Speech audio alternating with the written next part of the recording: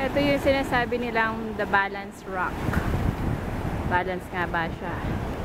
Kasi po, dahil dyan, sa nakataas na yan, sobrang laki at hindi pa nahuhulog. I don't know. Theory ko lang yun.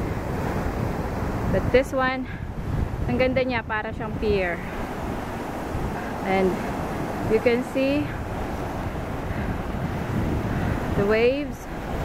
It's quite big, quite tough and strong. Usad tayo dun sa banda dun. Wow, that was big enough, right? See, dun ako. Try natin dun.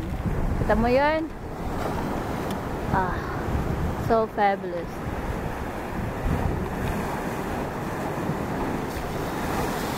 Ito yung paborito kong part dito. See? Yan, ganyan kalakas. Nakita mo?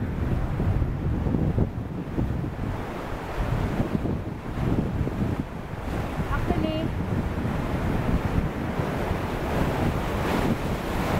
maraming seashell. Pwede tayong tumuhay. Ito natin. Kaso parang maglalaki ng alon.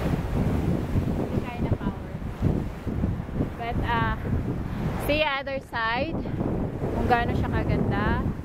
Ganun po siya kaganda. Tsaka, ganun kagulo yung alon, no? Grabe. See? Laki. So, hindi na ako pwedeng magtagal dito. Baka masyado nang magalit ang dagat.